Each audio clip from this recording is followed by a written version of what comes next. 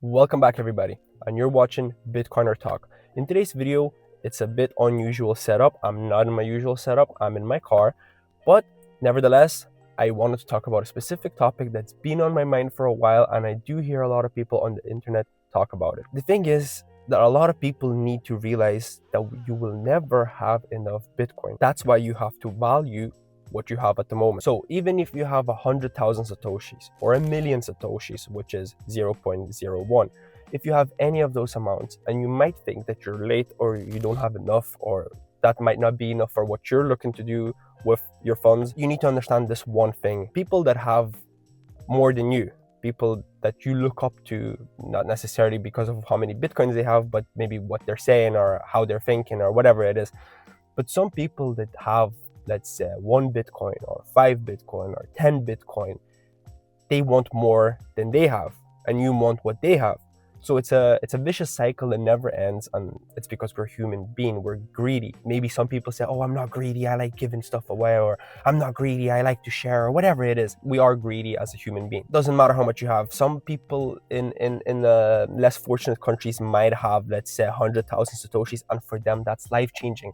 And then there's maybe you sitting in a nice apartment, cozy, don't have to worry about, the problems that other people have to worry about.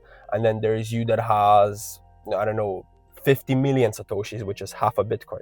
And you're sitting there stressing and thinking, oh, I don't have enough. What am I going to do? There's Michael Saylor who's buying up the Bitcoin. BlackRock is buying up the Bitcoin. It doesn't matter who's buying up the Bitcoin. All you need to know that there's ever going to be 21 million Bitcoin, and you have to get your share.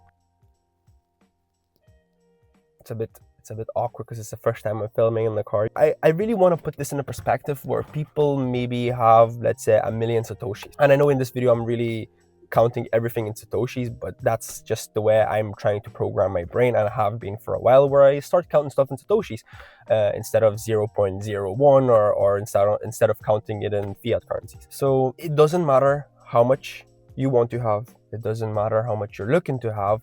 All that matters is how much you have at the moment, and will you have that in 20 years? Will you be able to hold that Bitcoin that you have at the moment for the next 20 years? A lot of people won't be able to do that, and it's just because all they're caring about is stacking more Bitcoin, but they're not really learning about how to keep it safe, how to preserve your privacy on Bitcoin, how do you have multiple wallets under one seed phrase.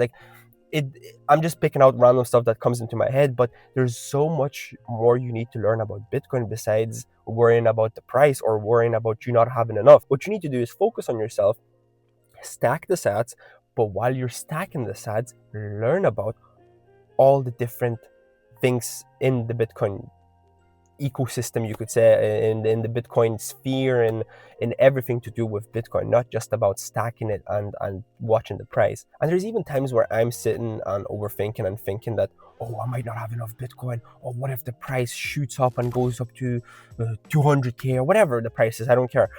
What if I miss the opportunity to buy cheaper sats? And yeah, that could happen, but I'm still buying, I'm still doing my best, I'm still trying to convert my fiat into Bitcoin, and the hardest currency on this planet. And I don't really care if I'm gonna have 1 Bitcoin. I don't really care if I'm gonna have 2 Bitcoin. All I care is that I have as much as I'm able to at this moment, because I could sit in my room and cry about me not having 1 Bitcoin or 2 Bitcoin, but I'm not really doing anything to actually achieve it.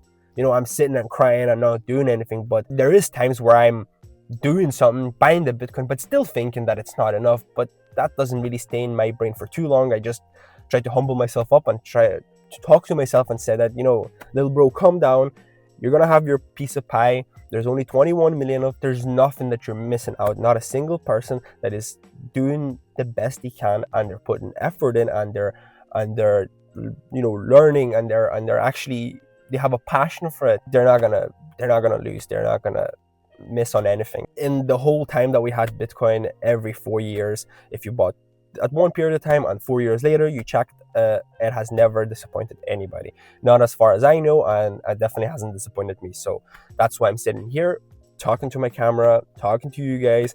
And yeah, I'm just one of the advocates for Bitcoin that sits in my room or sits in my car and talks about Bitcoin, and hopes that more people are actually gonna be interested in this, because whatever is happening right now with our world in Europe, in UK, in America, in Australia, in all these countries, it is not going well. And I know this is a completely different topic. All I know is that if I'm not going to stack BTC, if I'm not going to teach myself about open source protocols, open source programs, and Bitcoin, I'm definitely not going to be living a happy life. And I know that if I'm not going to teach myself, if I'm not going to have a ambition to learn, and I'm not going to put in the work, I know that later I'm going to be complaining and blaming somebody else, somebody richer than me, somebody more good looking than me, somebody more well off than me, whatever it is. So that's why I'm choosing to actually put in the time right now, teach myself on what these new things are. I mean, Bitcoin isn't really new, but the technologies that come with it, like for example, Nostr. Like Nostr is quite new. Like it's well, it came out 2020, 2021. So it is quite new, and that's why I'm so passionate about learning about these open source protocols, these softwares, and how to take control of your own life, basically. I know this video was about one thing, and then I kind of went off to another thing, but I don't know, I like sitting here talking in my car, and I think we could maybe move more videos into the car and just talk here. But this was Bitcoiner Talk. I hope you enjoyed this video, and I'll see you in the next one. Remember, stack sats and learn.